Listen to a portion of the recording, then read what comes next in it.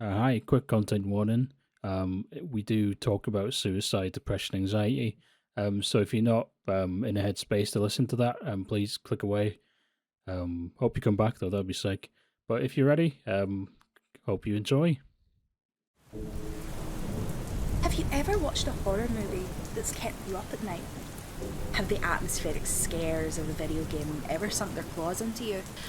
Or has a tale of the macabre left you wondering what's out there in the great beyond? We have. Over Our Red Body is a combination of all our horror obsessions that have changed us, occult fascinations that linger, and ghosts that have haunted us, all wrapped up in audio form. We're Ilja and Owen, a horror-obsessed couple that can't get enough of the ghoulish spooks that haunt our media, art and histories. Join us on our twice-monthly journey through all things uncanny. This is Over Our Red Body. Join us on our twice-monthly journey through all things uncanny.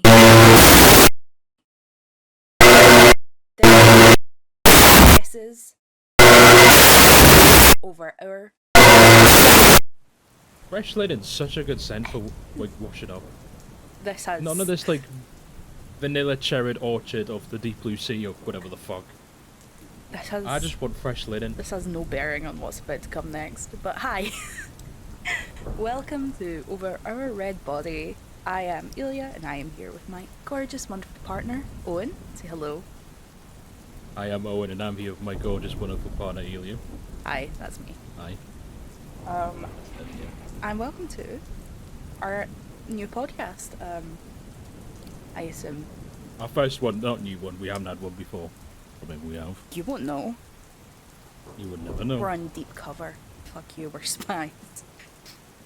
CIA podcast. But this is a podcast, as I said in the intro, about all our little horror obsessions and all our little paranormal interests, the things that keep us Oh. up at night.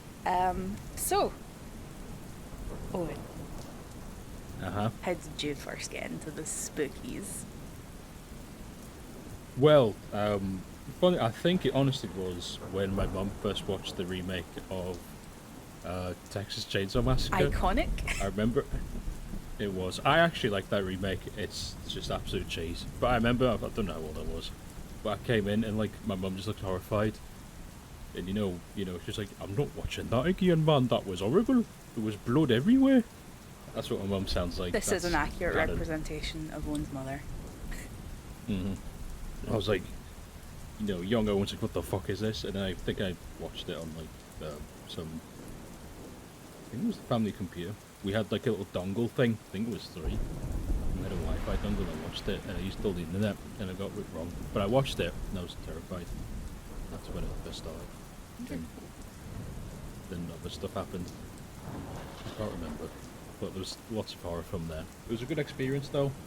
I wouldn't recommend it. Please don't watch it when you watch a better movie, please. There's better ones out Yeah, there. watch the original Texas Chainsaw Massacre at the age of 5. That'll set you up. Yeah, fucking go for it, lads. Aw. Have fun. I probably. Is yours more like cool and like No. literature focused?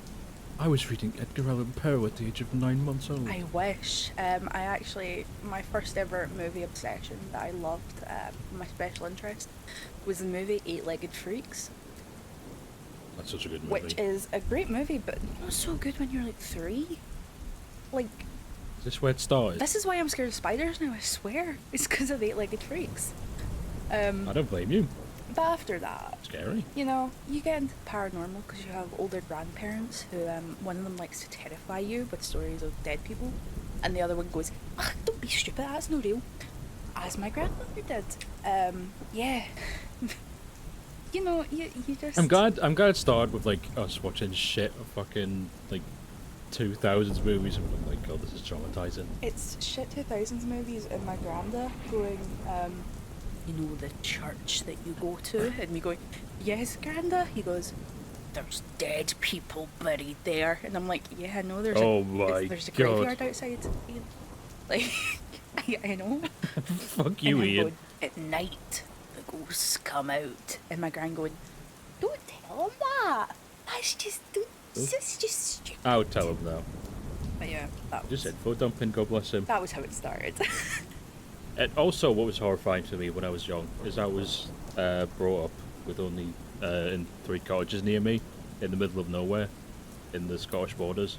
So I was very isolated, and then watching horror movies where it's usually they go to like an isolated place. Last cabin on Fucks the you up. fucking left. Yeah, basically the nearest thing we had was like Berwick, and I was like fucking 10 mile away. And Berwick is very So haunted is- in itself, so. It is. I was brought up on haunted grounds, and I also had that was where I had a lot of ghostly visions as a child there in them cottages. Shout out to my mum, God bless her. She was like, I always used to apparently see a white boy outside my my window, and apparently I could point out exactly where he was. And the day after I pointed it out, all the rabbits had died. So I think it was rats though. You know but how it would be in that reflections fucking work? wig. Because you wear a No, white it boy. wasn't me. It wasn't me. I'm not a white boy. You are a white boy. I'm a white, devilishly handsome ghoul. Do you know what? I I wish I could like rate his like drip. I can't remember what he was wearing. I did have similar like I'd- stuff like that as a child as well. I used to cry because, you know, when your mum and dad move into a house that was your dead grandmother's, and you're now living in the room as a baby where your dead grandmother died. Oh You shit. don't want to be in there as a baby. There's bad juju. So I used to cry, but I probably wasn't. I wasn't that like I guess paranormally inclined as a child, or at least nobody took notice of it. But my little cousins were. One of them was convinced that she saw a little boy playing on the bed, another little white boy. And White boys everywhere. she told my aunt, and then my aunt was looking through. Didn't he had ants? Yeah, I've got several. I've got a collie. But my my aunt was looking through pictures, and my little cousin pointed out this little boy and said, "That's the boy." Who was my That's him? grandfather's little brother who died as a child. Oh, that's lovely. She also used to tell That's me kinda fucking scary. that she was seeing a man. She'd go, "That's the man, that's the man." And one time she was sitting on my knee. I was like 11, was taking care of her. She's sitting on my knee. She's facing like the wall where the pictures are. She goes, "That's the man! That's the man right there!" And she's pointing at a picture of my granddad who'd like died. And I went, "No, That's- no, it isn't." That's. Okay, I'll kick her in the fucking house. I truly went, "No, it's Okay, not." The other one used to have conversations with him after he died. that's the first stage. That's the first stage, even in horror movies. It's just no, it's not. You're fucking mental. No, it's not. That explains. And they always ruin the day. Yeah, that explains why they're both evil now. They're both like possessed.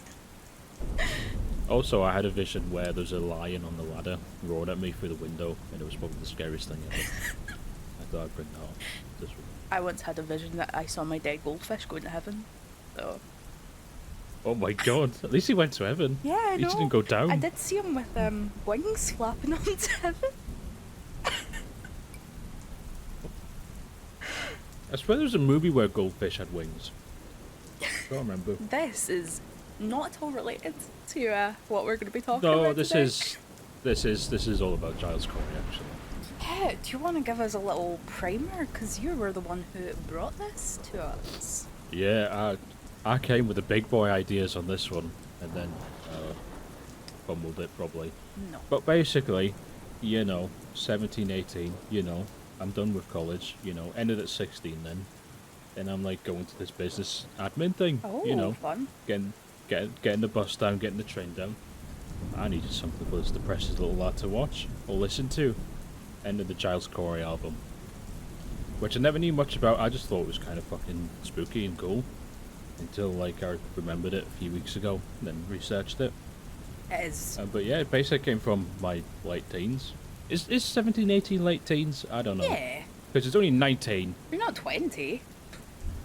Yeah, I suppose 20 isn't a teen, is it? So you're late teens after the until you're 19. But yeah, Yeah. this is a very sad, fucking depressing album that you brought to the table, and I can see why It is. 17, 18-year-old was into it. Yeah, it was basically Death Grips, this, and Machine Gun. Oh. They were the three. Because I didn't hit the emo phase, I was like a Skrillex monster drinking fucking weirdo. And then I've looked back around very late in life. Now you're a Like, monster like, drinking emo. 24. Yeah, I am.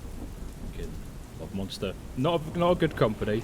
Horrid. So, I'm boycotting using Rubicon. You're boycotting. I literally saw you drink a Yeah, I'm monster boycotting. like the other day.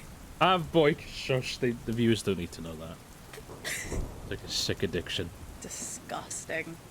But yeah, you brought this album up and we had a listen, and Jesus Christ, is it fucking haunting? It It is. is just. It's very much like going on a journey into the pits of your own sadness. It is. The guy who made it, Dan Barrett, don't really know much about it. I'm not like a music nerd. We might link a video in the description which goes over it very well. Way better than I ever could, music nerds and all that. But basically, he's going, I'm depressed, I want to kill myself. And also, I'm writing sick I'm music. going to make this law about the album. Fucking listen to this, lads. He puts it on, and we're like, oh my fucking god, what's wrong with this man? Seek therapy. It turns out there is a lot wrong with this man. He does. There I is. think there's a lot of truth in it. I think he does actually want to die at the time of writing this. I think he did, yeah. Oh yeah, and he's got- spoiler alert, we're going to talk a lot about suicide and depression in this. Oh yeah, trigger warning. We should content probably warnings. we will trigger warning at the start of this, I'm sure. Yeah. But What if we don't? Prank. get pranked, here's some Get pranked. sadness. This is the early 2000s internet. He is fucking rotten.com. But yeah, no, he definitely does want to. He is depressed at the time. There's a lot of interviews with him that talk about him being very sad, and we will probably link a couple of those interviews and like music reviews of the album because I think they're actually Yeah. very nice and helpful. And like you said, he creates this lore around the album, which has the cult leader, I suppose, from his other bands. What's that called? Album. I forgot the word album. EP. His other What's EP even mean, by the way? extended play. Oh, that was easy. Yeah. Never mind. Go on. But yeah, I forget my boyfriend's fucking smart as shit. he uses the cult leader from his band's other album and like creates this lore around him that links into this. But that will come later. How about we talk about the name Giles Corey? Because as you'll notice, Giles Corey is not this guy's name. His name is Dan Barrett. So who was No, you Giles lied. Corey? Giles Corey. Apparently Americans did it in history. I suppose it's their history. They're fucking... They did do it. in the history. English don't have bad history. Oh, yeah. We're fucking... We are so... I can morally grandstand on this one. The Scottish have basically, never done apparently- anything bad ever, including witches.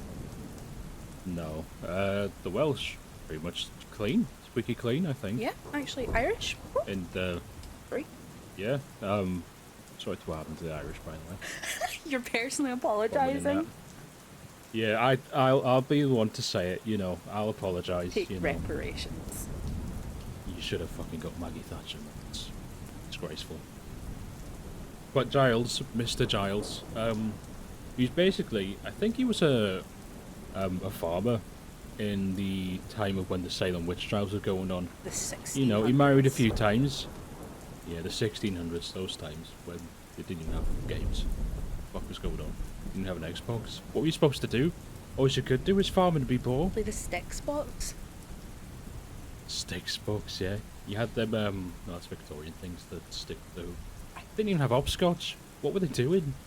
Didn't even have D&D. Well, They weren't D&D. This man was an adult at this point, so I don't know if he was quite playing hopscotch. He might have been, I don't know. I haven't read his old tweets. We don't know what sus thing he has. But yes. But basically, his most recent wife, the wife he has at the time of this, he loves it to bits, it's going fine. Aw. And yeah, lovely, the kissing, KISSING, until the accusers come in. Your wife's a witch, god damn thee to hell, blah blah blah blah blah. And Giles is like, no, she's not. And then, you know, he succumbs, you know, to the mass mentality of, oh, yeah, she is. Mass hysteria. Yeah, she is. She must be, yeah. And then he comes around, God bless him. You know, he saw the ghosts of Christmas past and went, maybe she isn't a ghost. And then he stands trial, defending his wife, because the accused go, actually, it was that Giles bloke, actually, was the witch. He was like spewing blood. I've forgotten what he does to make him accused. Turns out, probably nothing, because that's what they were like back then. It was the Salem witch trials. There was very little evidence. In fact, I'm pretty sure there was none at all, and we probably will do a little episode on Salem witch trials, because I am very interested in witch trials and stuff. We do have a Scottish witch trials one lined up, which is obviously my realm of knowledge, but Salem was just we're gonna do mass hysteria and horribleness. Yeah, we're going to do witch trials tier list, so get ready for that. Top 10 witch trials. Number 1. So basically, Giles Corey gets put on trial. Basically, what happened was, if he pled innocent, he was killed. If he pled guilty, he was still killed.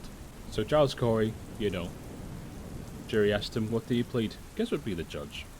And he said nothing. Giles was like, silent treatment, sassy. You know, he had a little bit of girly pop about him. I don't know if it's so sassiness or just like very like a vain attempt to like be morally superior to these absolute bloodthirsty idiots who are right. We're deeply in love. Would you appreciate if I was just silent at the thingy going, are you a witch? And I was like, either way, I wouldn't appreciate it, but I like, what else are you meant to do? And I think also his wife was probably killed. I don't want to make any definitive statements because I don't remember, but it's very likely. I'm assuming the wife was killed and he probably went to trial and went, what would nothing to live for? So I'm just going to say nothing. Anyways, they're like, oh, you say nothing? Get the rocks out, boys. And they keep putting rocks on him. And Giles, I think he still says nothing, but he's basically, like, every bone in his body's pretty much dust. At first, it's probably quite nice. It's probably like a little massage, but then... Yeah, he's getting a little massage, like, actually, more weight. And then... yeah, more weight, go on, that's lovely. R.I.P. Giles, we lost a real one. But yeah, basically, his final words were more weight, they put the last stone on, and he just explodes. He doesn't explode, he just dies. Yeah, he just dies. It'd be cool if he exploded, though. It would not be... Well, if people want that, they can... I don't know. They can... I know this is like a butchering of like the actual history. I'm just going through it as quickly as I can because I feel like I've been shit talk. Hello, hi. I just kind of wanted to get through as quickly as I could and not. I will just ramble. It is like I'm doing now. Though. Oh, well. I like. I'm glad. I hope it is. Like we obviously, this isn't quite about Giles Corey, but it is, but it isn't. So. In this, we're gonna like obviously talk about the music, but they also had a booklet that came with the album Giles Corey, which will be talked about in depth. But the first little song, I guess we want to talk about, was the song "Haunted Presence," which the lyrics are very much: "There's a devil on my back, there's a devil on my legs, there's a devil on my chest, there's a devil on my neck."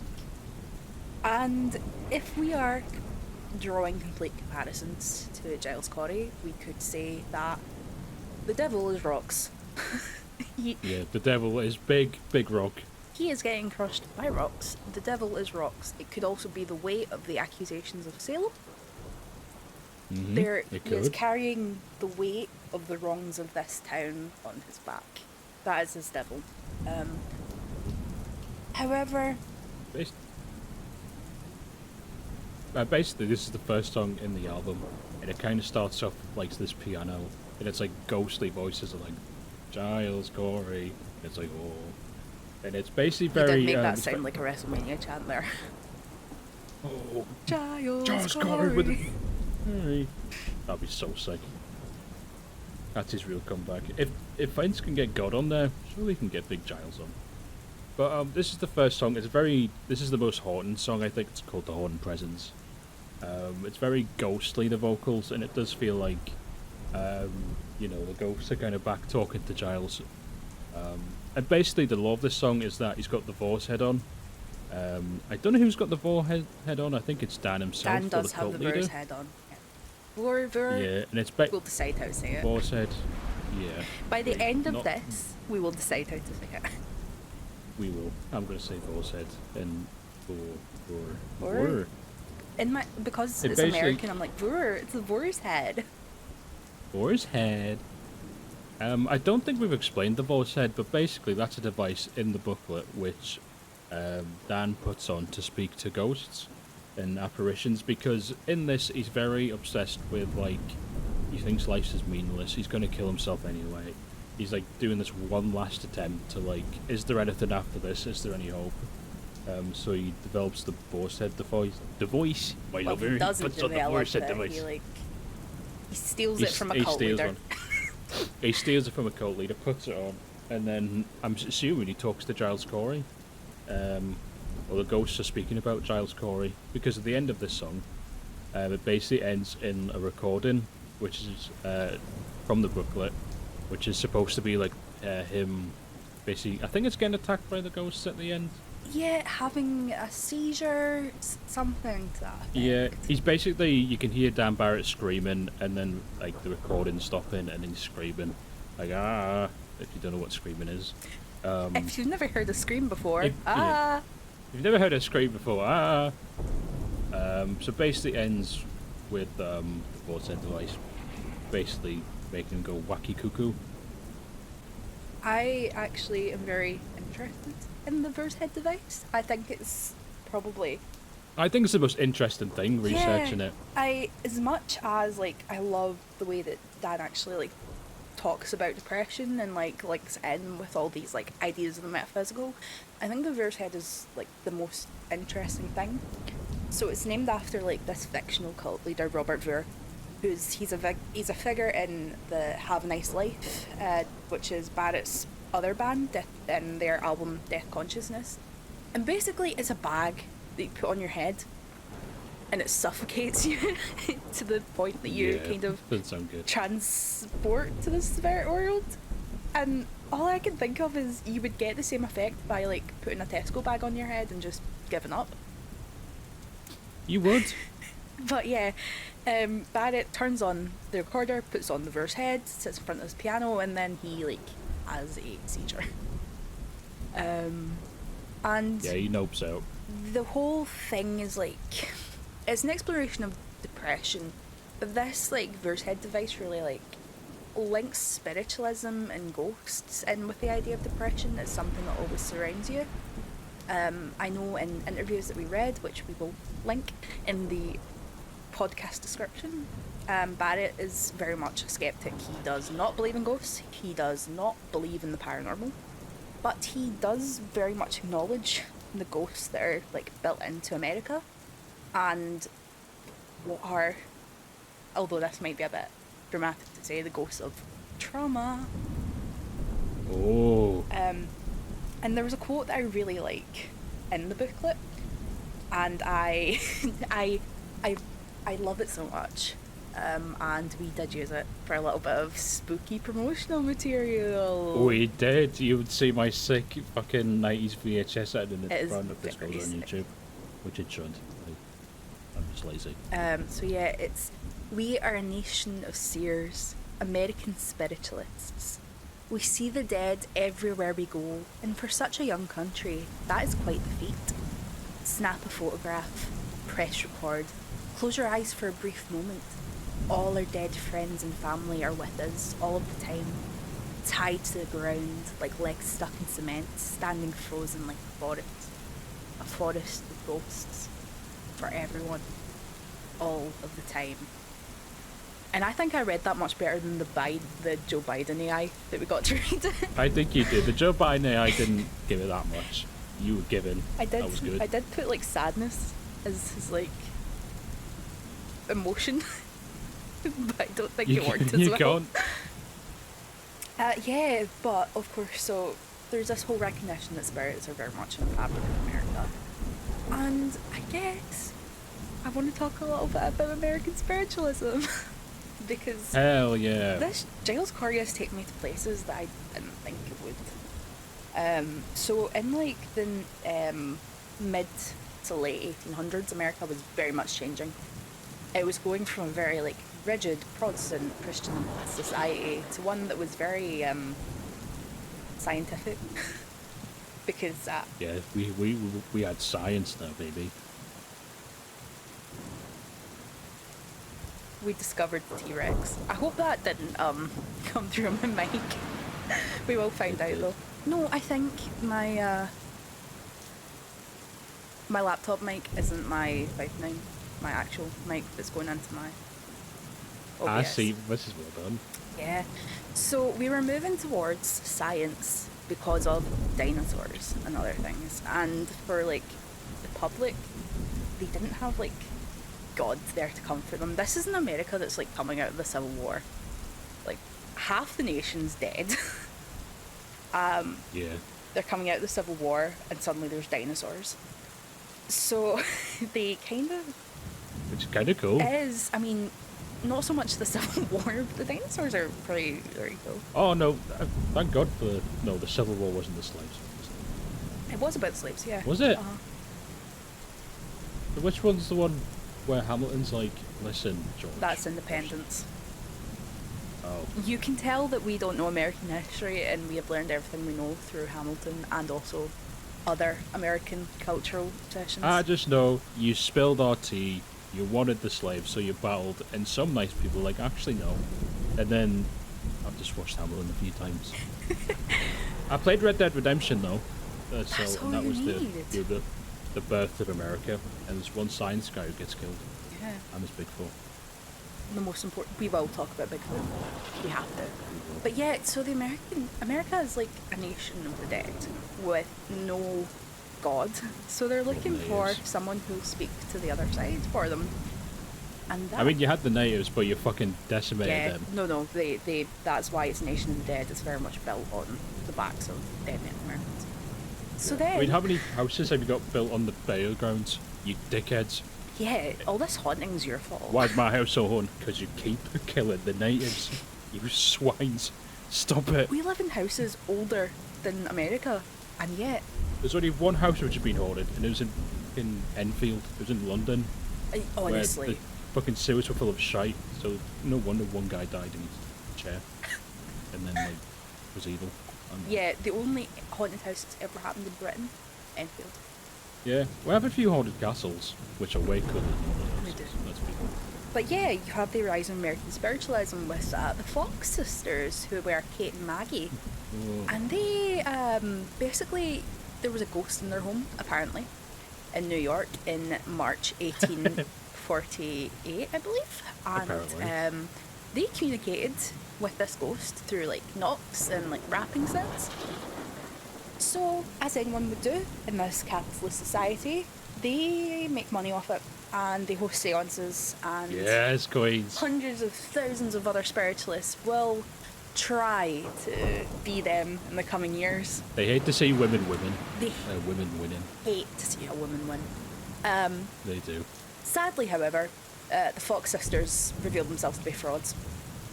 No. I know. We hate to see women losing. I know. No. I support women's rights You're and gonna see this women's coming. wrongs. And somehow, like, they made these knocks through, like, the fact they could crack their bones, That's so fucking cool. like, really loudly. I can do that with my tongue. I'm not gonna do it. Please don't.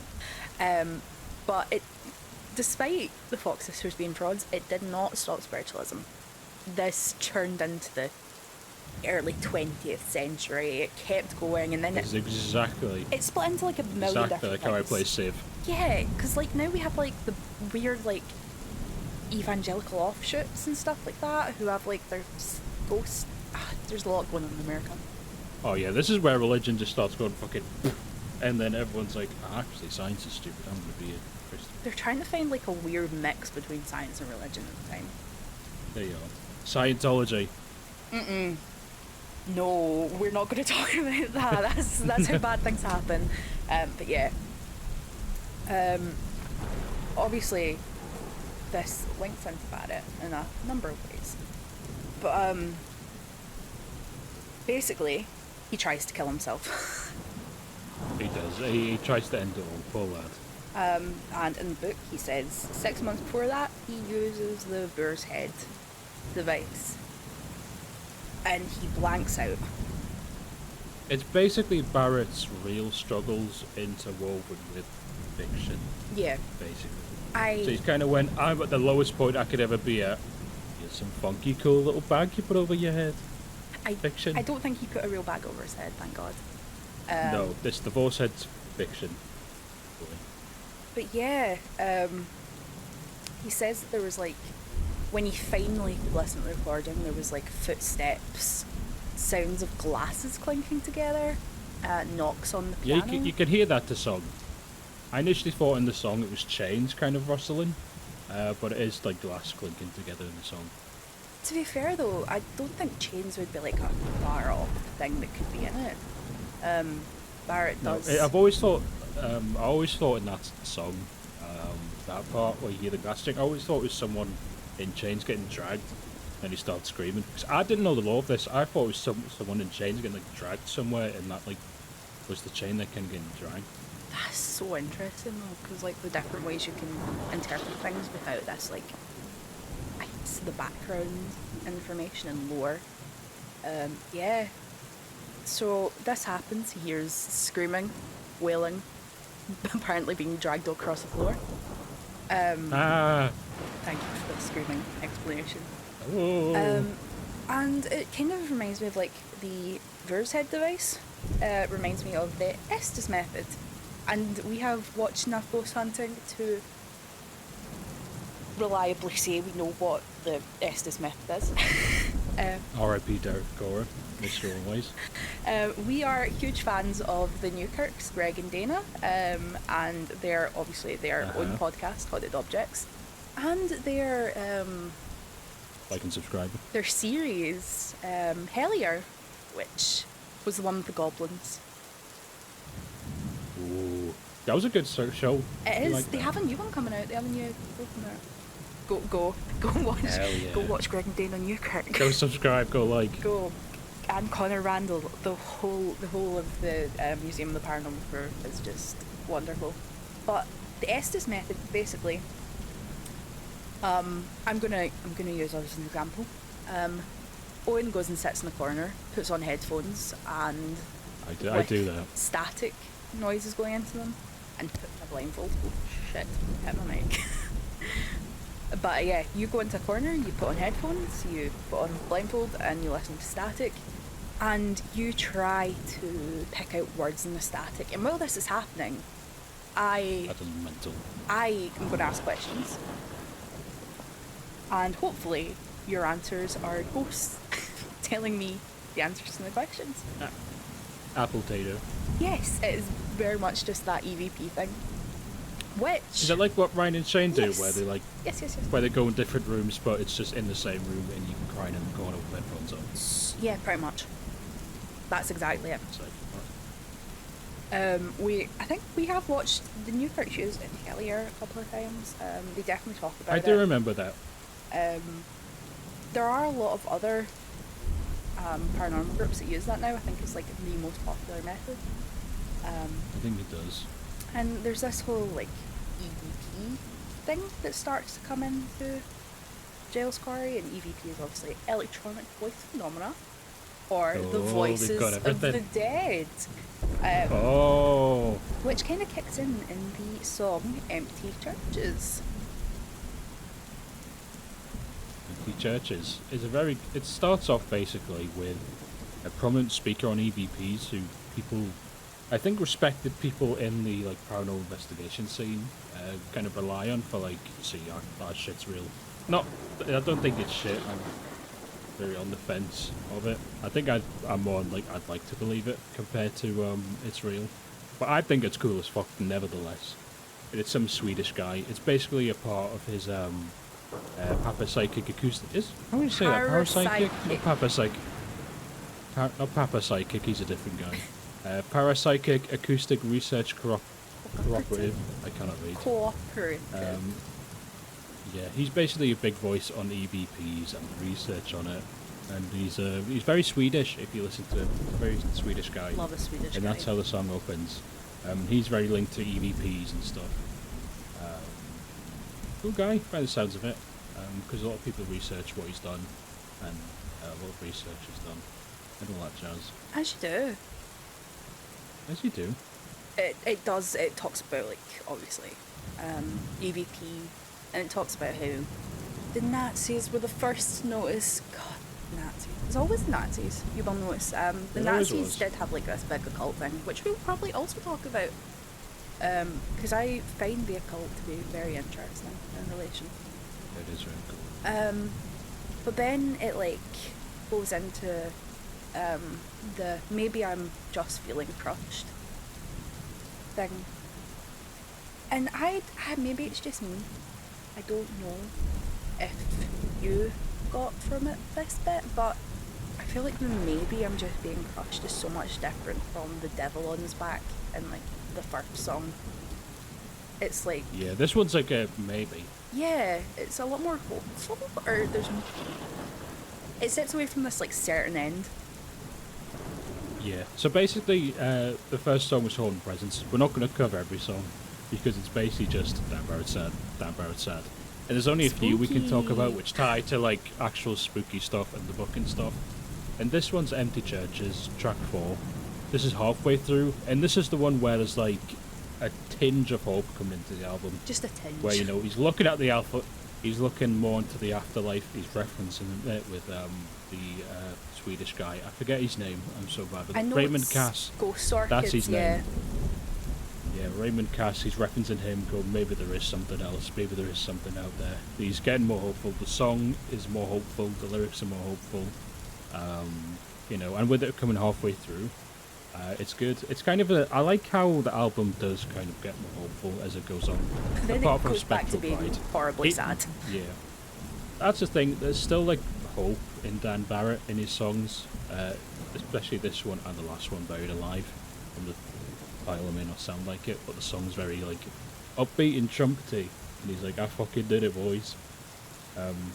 I think that's really interesting though when we look at it in terms of not just like spooky paranormal, but in terms of like cycles. We both have felt depressed. we both have had Yeah. depression. We both have depression, and there's Mhm. this whole like cyclical We do. nature of it, of getting better and then getting worse, and then getting better and getting worse, and you always come back. Yeah. Healing's never a straight line. Yeah, it's not a linear Uh, process for sure. Yeah, it's like roller. It's all like roller coaster tycoon. It's like roller coaster tycoon. tycoon. Sick. Depression's not sick. But it's just like a roller coaster. You have your ups, you have your downs. There's going to be more downs than ups in the process of healing. Sadly, that's how it And goes. that's But you're still making progress. yeah.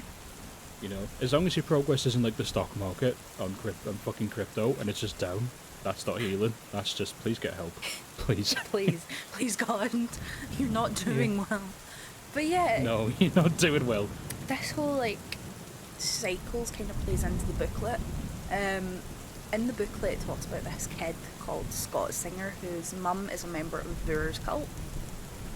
And one day they decide to put Scott, a child, into the Well of Despair, which is a well with a covering over its mouth, and it allows like food and stuff in, and no light.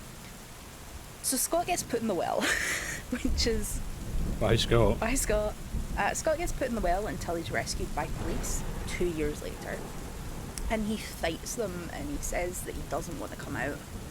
And by the time the police rescue him, Veer's in the hospital and Scott's mother's dead, and in 2 weeks Veer would be dead, and then a year after that Scott kills himself. And it's this whole thing of you, sometimes when you're in like the pits of depression, you don't want to leave it. You're No, it's just what you used to. yeah, you're sometimes just so happy wallowing. Which I love a good wallow. I'm a proponent of We the do. wallow. Who doesn't love a good wallow? I think it's just scared of coming out because you don't know what's there. Because obviously, when you go through like a hard depressive day, for example, you don't like keep your hygiene up, right? You just kind of stay in your room. You don't leave.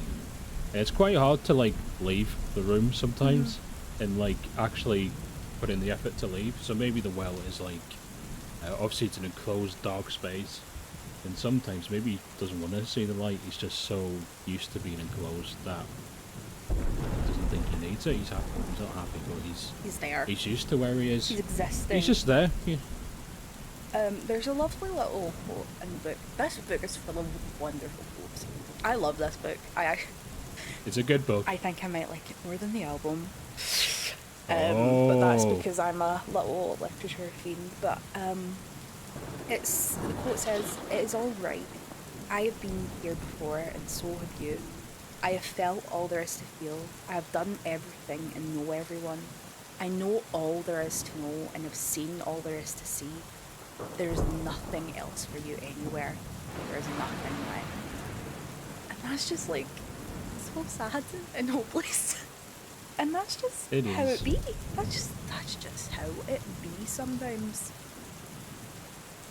I think the first bit of it's alright being here before. It's kind of a response you have when like a friend asks you, like, "Oh, you alright?" You go, "Yeah, I'm alright. It is what it is." Being here before. You know what I mean? Yeah. It's like exactly that kind of response. It's like, yeah, it is what it is. When really he's like, I'm in a well, help me. I'm gonna kill myself. I'm in a well. It's just like, yeah, it is what it is. Yeah, it's the choice of leaving Scott in the well or bringing Scott out of the well and things going wrong. One of my boyfriend's favourite quotes: "Not my circus, not my monkeys." Not my circus, not my goddamn Not my monkeys. Exactly. But And that's how I feel about the quote. It's very dismissive of his own feelings. Like, it's alright, I've been here before. Then he goes to say, you know, like, been here before, it's alright, you know, I may want to kill myself and end it all the There's world's nothing full of left. despair and everything is hopeless, there's nothing left. You know, it's alright, considering. it does pick up towards the end, and it does pick up like in the booklet as well as in the album. There is like this hint of hope that starts to come in, and I think it is kind of about experiencing pain and experiencing the ghosts of sadness and the ghosts of depression. Barrett like can pull away from this like narrative of allure and like the sadness and the cyclicalness, and he picks himself up and he's able to move on. He likens himself to Ver in a lot of ways. He thinks of like the ghosts that kind of haunt him. He thinks of like Ver. He thinks of himself, of the hate and the worry that Ver has, and then he thinks of like how his self is his servant, and it's not who he is. He is it, rather. And he allows himself to like just feel how he feels. And I think I might be guilty of this, especially during like big bouts of depression. Really push back feeling things. You don't want to feel it. You do. It's why, you know, when like people aren't like when people are depressed, they aren't sad. They're just numb. They're just like so like empty feeling. But maybe due to searching, Works for me. but a lot of people. But when people are going through depression, it's just like very hopeless, and you don't really feel anything. And like you notice that you don't like go laughing at anything. You're not even crying at sad movies. You just like, I'm just a husk. Marley and me's on, and you feel nothing.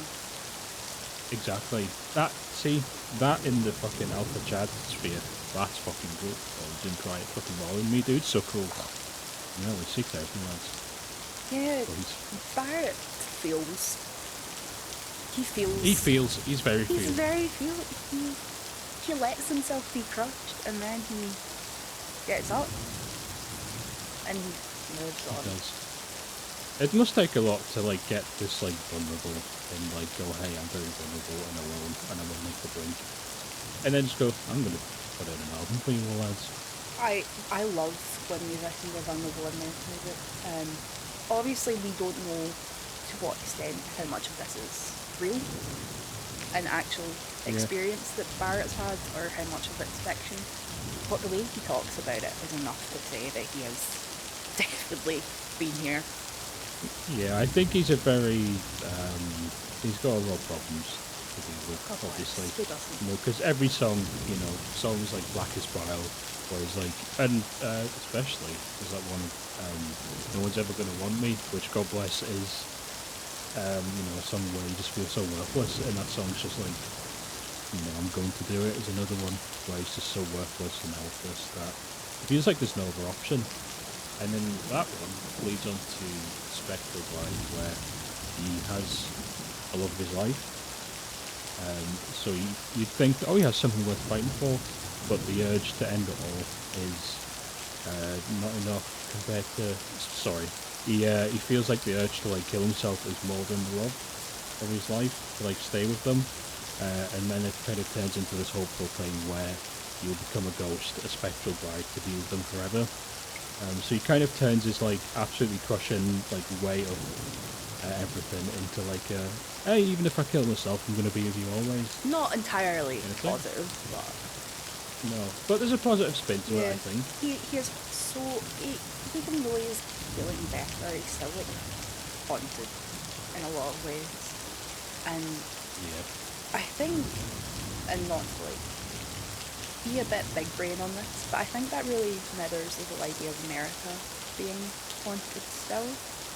Like, no matter the actions, they are still this weirdly spiritual country that's also weirdly atheistic, and their actions change, but it's still the same. It's really odd.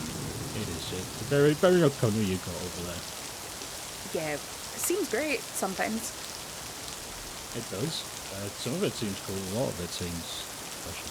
So yeah, Veer's story has an end, and Barrett picks himself up and doesn't have an end.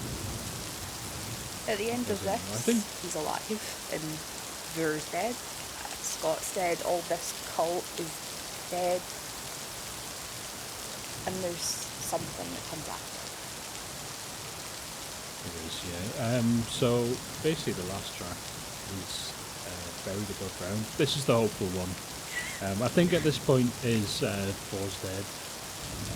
And it starts off this song with the same lyrics as the first song, Holding Presence. There's a devil on my back, devil on my legs, devil on my chest, devil on my leg. You know, I've been wailing like a child at the bottom of the well. Reference to that guy Scott, R.I.P. I've been pacing like a man in a prison cell. I've been buried above ground. Now you're thinking, how the fuck is that possible?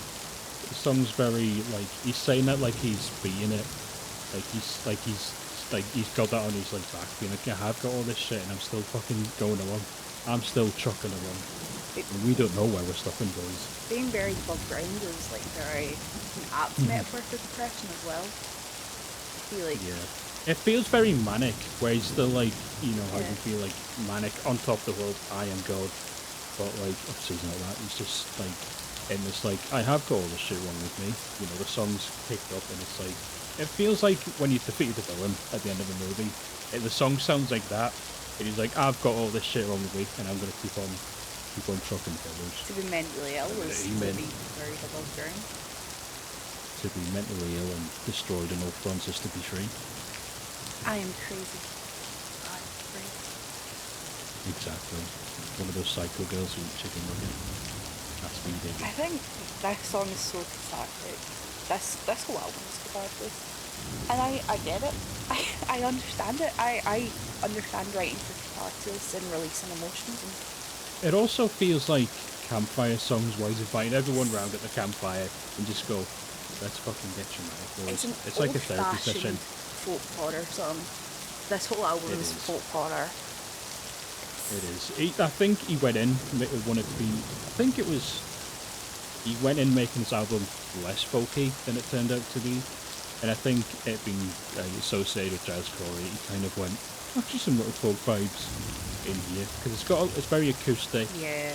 very industrial glass clanging, a lot of noise as well. Like, what the fuck is he even making? It's got like Shout to Silent Hill electronic in it. soundtracks. It's great.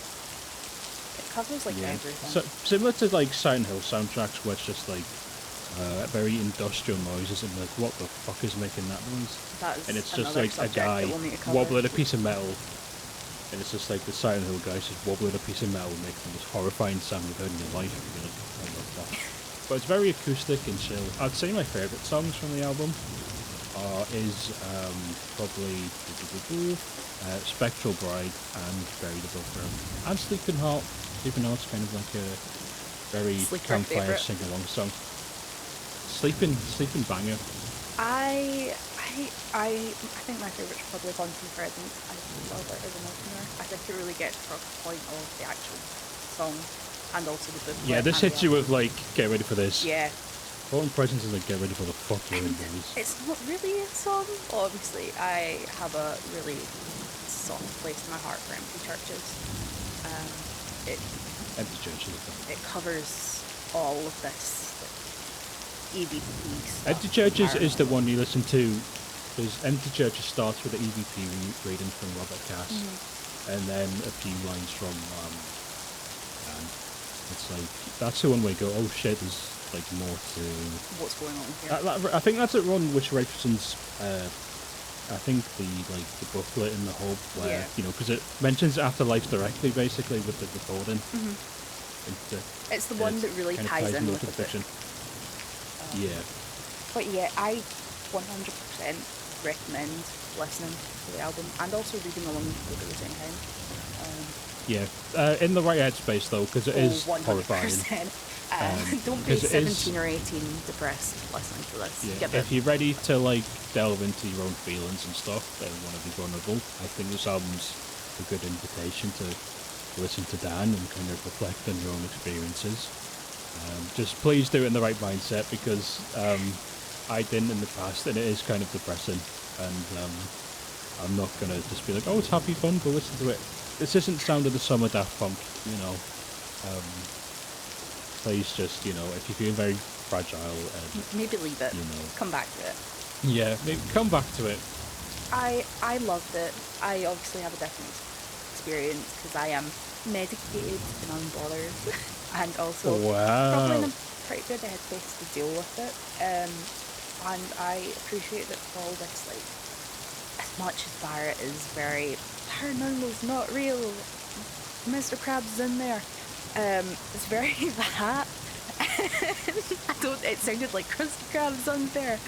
But yeah, as much as it's very that, like, just paranormal really just invades it in ways that I didn't think it would. Like, obviously, ghosts are always a metaphor for depression, but Barrett does it in such a way that it's so different and fresh, and it has this psychic nature, and it deals Yeah, with evil. he uses ghosts. He uses ghosts in a hopeful way instead of like, you know, like the ghosts are there haunting him. The ghosts are there as like a Reminder. hopeful thing Yeah. you can. Yeah. Like the end of Spectral Bride, the lyrics are, and if I don't survive, I'll still be by your side. Just clad in ghostly white, I'll be your spectral bride. Like that is hopeful. It's sad. Like he's but using the ghost as like a hopeful thing. Yeah. It is sad hopeful.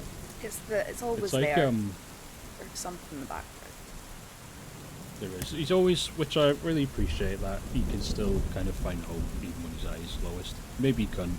Maybe he didn't. Maybe he's lying. From what I've researched, what I've read, and the way the songs sound, there's like this tinge of hope that can come out from it, no matter what, which is really nice actually. And that is what you guys are going to take from this. Is not only that America is deeply traumatized, Doomed. it is that you can get up like Barrett does and move on. And you don't have to be a cult leader like Robert Ver. Also, don't No, suffocate you can yourself get with out a that well. Tesco bag. Please don't. Or Walmart. Or Asda. IKEA bag. Or bag for life. You know, that's 10p, lads. You can Not for the do that. 10p. Just go outside. Touch some grass, Yeah, just unironically. touch grass, lads. That's what Dan Barrett should have done. Touch some fucking He grass, shouldn't have lad. put a Tesco bag Go on his outside. head. He should have just went outside. But yeah, no, this was such an interesting topic for our first ever little podcast. I would like to thank you for bringing this up. It was so fun. You're welcome. There was probably some like very predictable options I would have brought, and I was like, I'm gonna flip it on everyone. Yeah, I did assume it 'Cause would be I wanna- Silent Hill. Yeah, I want to talk about that when I'm more confident doing the podcasty stuff. So like for a first one, I feel like this is a good, not throwaway, but a good like, how are we doing with this, guys? It's a Instead very of, much an I intro, love and it's kind of obscure as well. Yeah, it's very niche and cool. It's talking about music, it's talking about depression, it's talking about ghosts. And, We're talking about witches. and witches. Talking about Mr. Giles. All things Which I didn't know anything about amazing. Giles. Apparently a lot of Americans are taught about him, but in England we like women. I We've done nothing wrong. in my background, we have my bookshelf, and in the middle shelf, Oh. there's Six Women of Salem, which I haven't read yet, and I have a feeling that he's probably in there. He's not a woman, Probably. but he's in there. It could be. Yeah, so I would like to thank you all for listening to this weird little foray into music, depression, and ghosts. Yeah, thank you. This is a very rambly one, but I quite liked it, and hopefully it makes some structural sense. There was a structure. There was. There was. I saw it. I feel like I rambled a lot, but you know, I'm sure it's fun, funky. You are the comedy. You are duo. So yeah, thank you for watching, listening, and Perceiving. Please don't perceive me. And with any luck, we will talk to you all about something else. We have queer horror, perhaps, or a couple of other options. This is where we plug the Twitter or something. Orb. You can follow us on Twitter at OORB pod. That is OORB pod. that is over R for our red Romeo, body. B for B. B for belly, not B. That's separate. Yeah, B for belly. But yeah, follow B us for there. belly. That is where you will get all the information on the Orb podcast. Orb. Or follow us on our personal Twitters, which will be very visible for the Orb Twitter if you just want to hear us or see us talk about shit. Which is what we do Yeah. most of the time. Basically, I talk shit and Ilja talks sense, so we're good. No, We're yin and yang. I talk about Shelley Duvall. That's I know Shelley. But yes. Thank you for listening, and we will see you next time. Thanks, guys. See you in the next one, whenever that may be. Maybe in 2 weeks. I did say 2 weeks.